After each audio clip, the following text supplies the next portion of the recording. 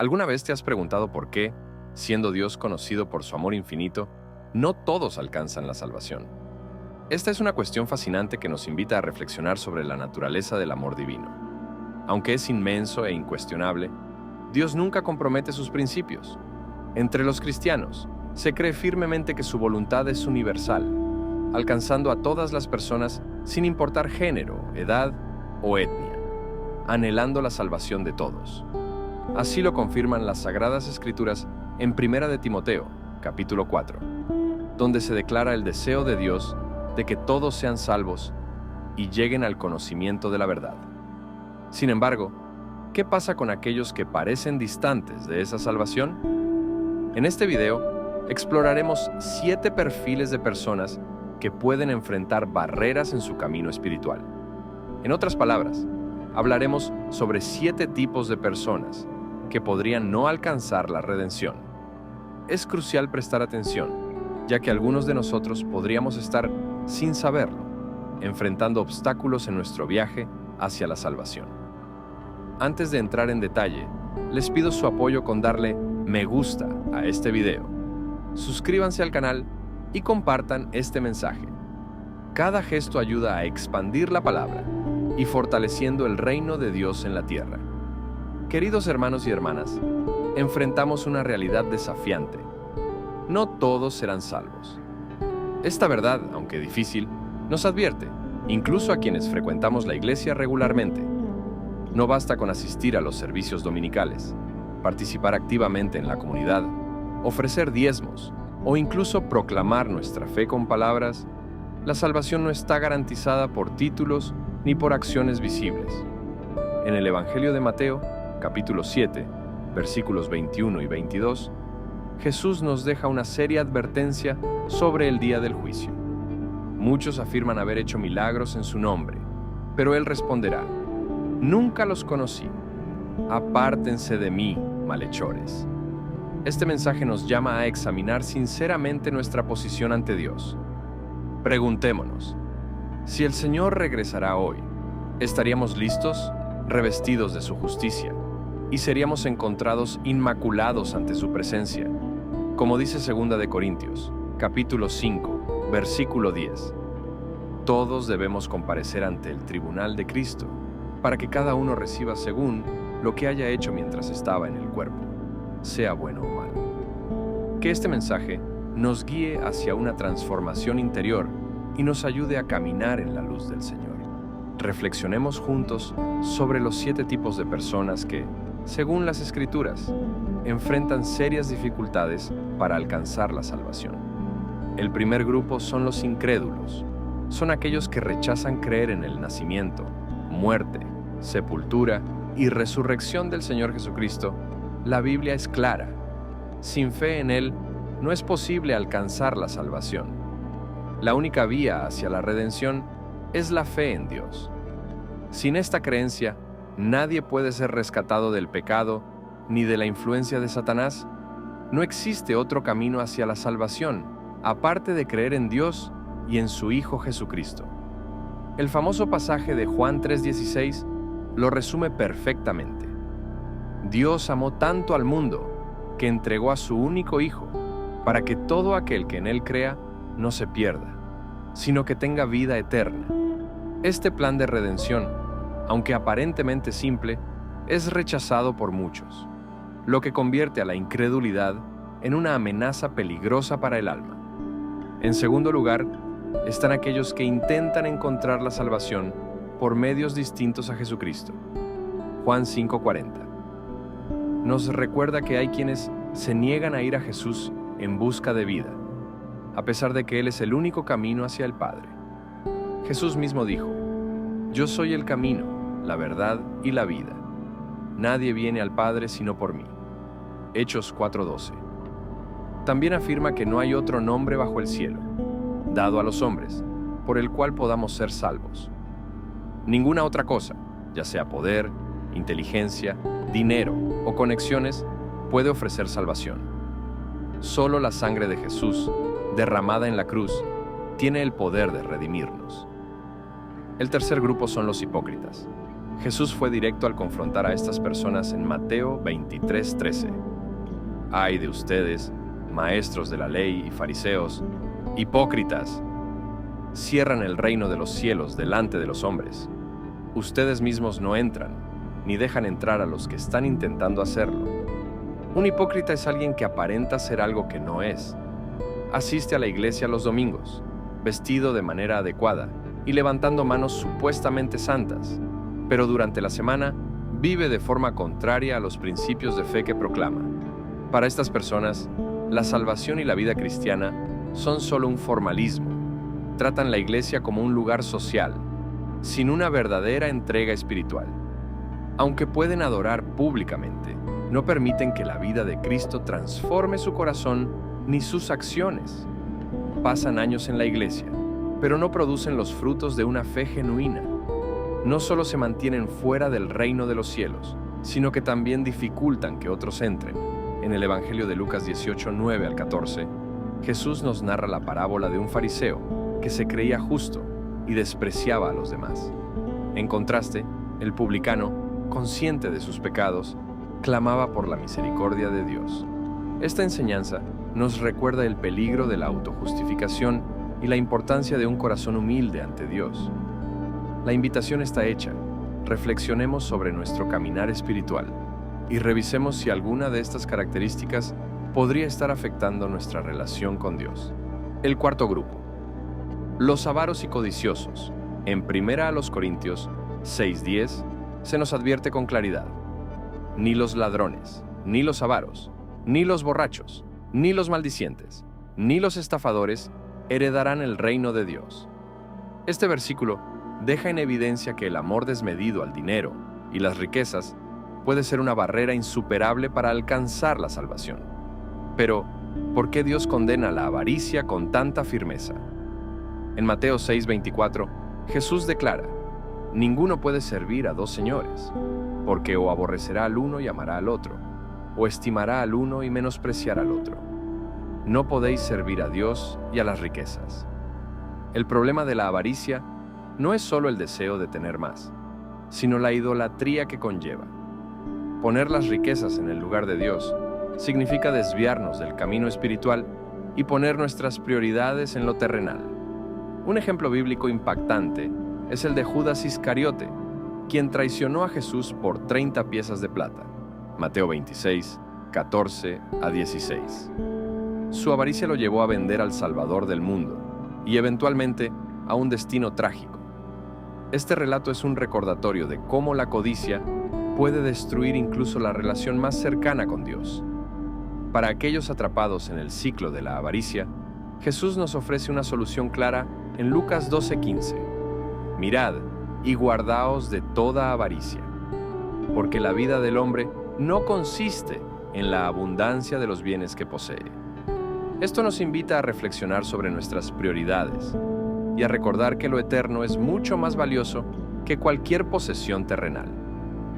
La quinta categoría de personas que no pueden ser salvadas son los apóstatas.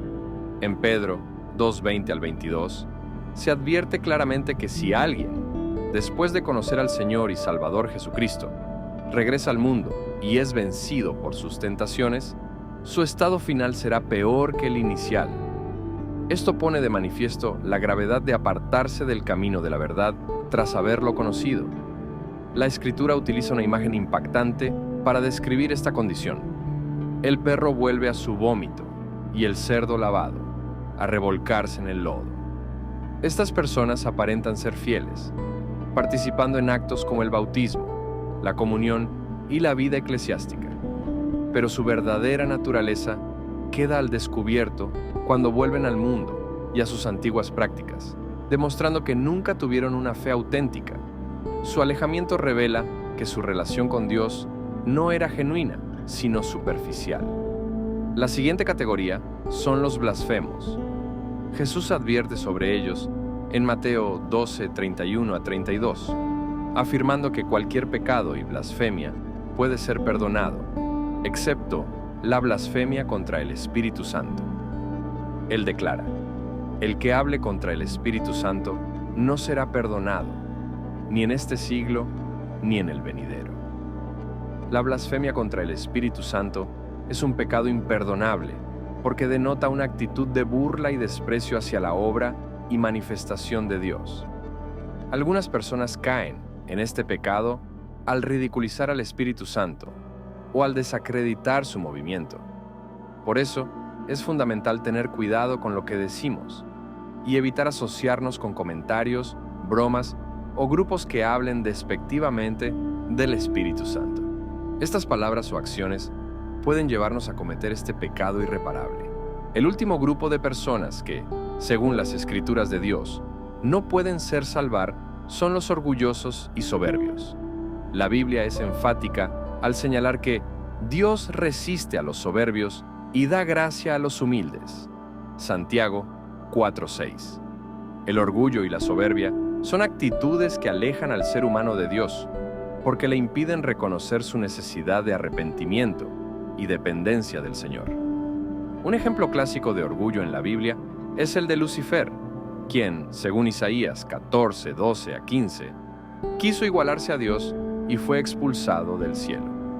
Su soberbia lo llevó a la destrucción y se convirtió en el mayor adversario de los planes divinos. Otro caso es el del faraón de Egipto, quien, en su orgullo, desafió a Dios y se negó a liberar a los israelitas de la esclavitud.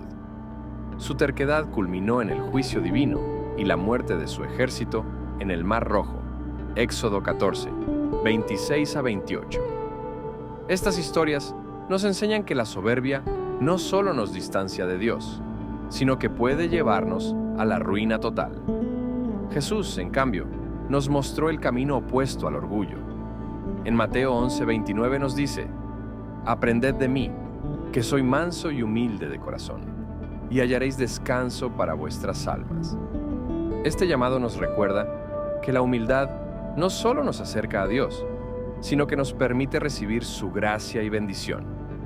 Finalmente, Proverbios 16:18 nos advierte: «Antes del quebrantamiento es la soberbia, y antes de la caída, la altivez de espíritu». Esto nos invita a reflexionar. ¿Estamos dejando que el orgullo y la soberbia controlen nuestras acciones? Solo cuando reconocemos nuestra debilidad y buscamos a Dios con un corazón humilde, podemos experimentar su gracia transformadora. En conclusión, les pregunto, ¿han tomado la decisión de aceptar a Jesús como su Señor y Salvador? Si no lo han hecho, este es el momento perfecto para hacerlo.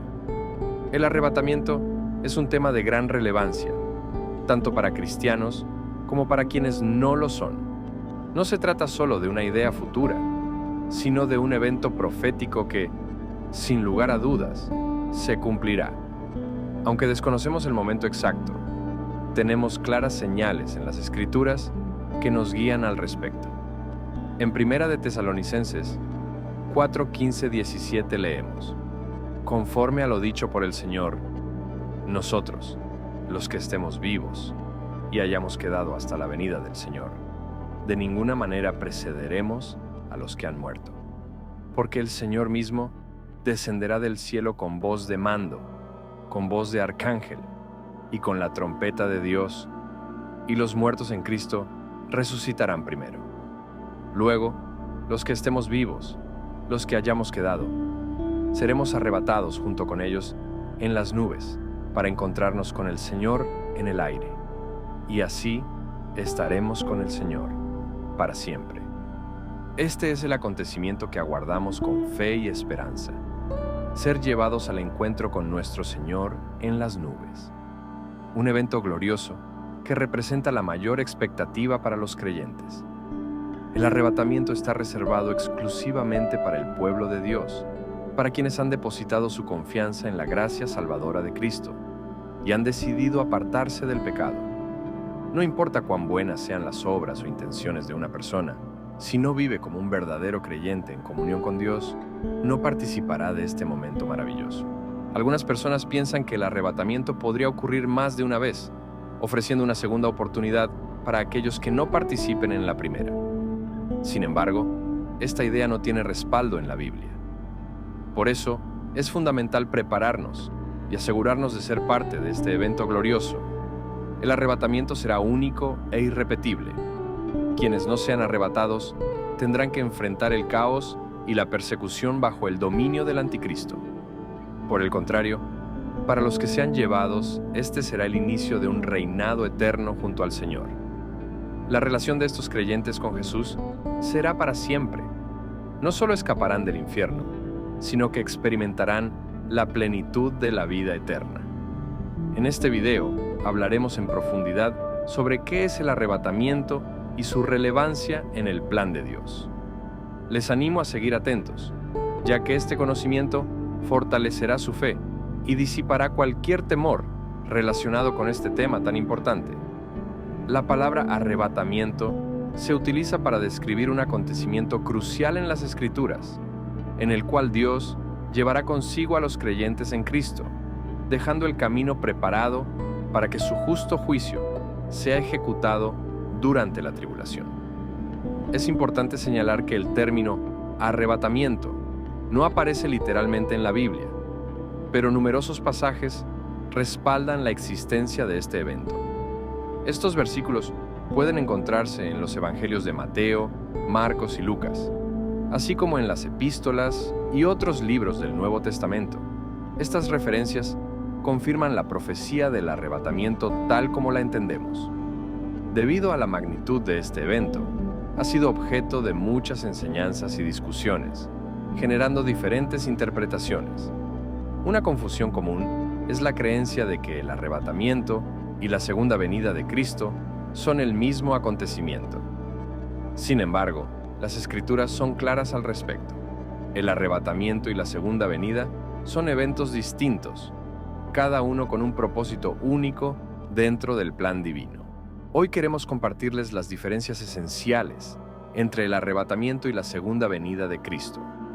Durante el arrebatamiento, todos los creyentes se reunirán con Jesús en las nubes, como lo describe Primera de Tesalonicenses 4:17. En cambio, en la segunda venida, los creyentes que fueron arrebatados regresarán con el Señor a la tierra. Este regreso tendrá como propósito juzgar a aquellos que quedaron en la tierra, derrotar al anticristo y a Satanás, y establecer un reino de 1000 años, tal como se relata en Apocalipsis 19 y 20. Esta distinción marca una diferencia crucial entre ambos eventos. El arrebatamiento será el momento en que los santos sean retirados de la tierra para encontrarse con el Señor en las nubes. En contraste, la segunda venida implicará el regreso del Señor acompañado de los creyentes arrebatados, con el objetivo de juzgar a los que permanecieron en la tierra y encerrar a Satanás por 1000 años. En segundo lugar, el arrebatamiento será un evento repentino, mientras que la segunda venida será un evento visible para todos. Primera de Corintios 15:52 nos dice: en un momento, en un abrir y cerrar de ojos, a la última trompeta.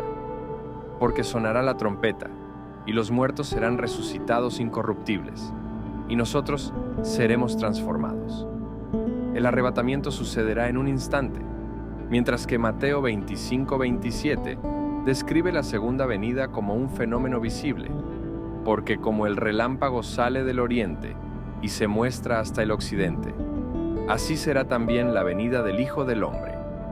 En tercer lugar, el arrebatamiento puede ocurrir en cualquier momento, mientras que la segunda venida solo sucederá después de que se cumplan eventos proféticos específicos relacionados con los últimos tiempos. Esto significa que el arrebatamiento precederá a la segunda venida de Cristo. Aunque existen diversas interpretaciones sobre el arrebatamiento, la Biblia sigue siendo la fuente más confiable y precisa para entender este evento. Un malentendido común es creer que el arrebatamiento está reservado para personas buenas y morales. Sin embargo, las Escrituras son claras. El arrebatamiento es para aquellos que creen en Cristo Jesús.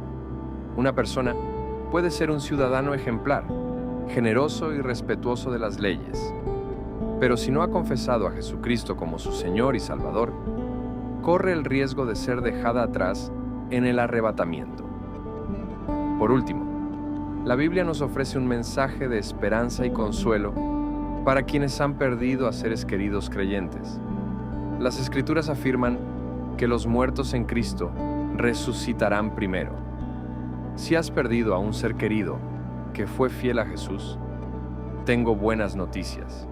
Ellos serán resucitados primero y estarán con el Señor en los aires durante el arrebatamiento.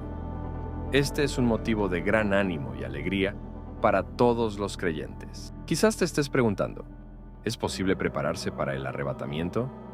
¿Cómo puedo asegurarme de estar listo para este gran acontecimiento? La respuesta es un rotundo sí. Aquí te comparto algunos pasos clave para estar preparado. 1. Vivir una vida de fe y rectitud. En Lucas 18:8, Jesús preguntó, ¿pero cuando venga el Hijo del Hombre, hallará fe en la tierra? Esto nos recuerda la importancia de edificar nuestra fe y esforzarnos por vivir una vida justa. No solo se trata de hablar de pureza, sino de practicarla cada día. Dedica tu vida a aquello que fortalezca tu fe y te motive a actuar con rectitud.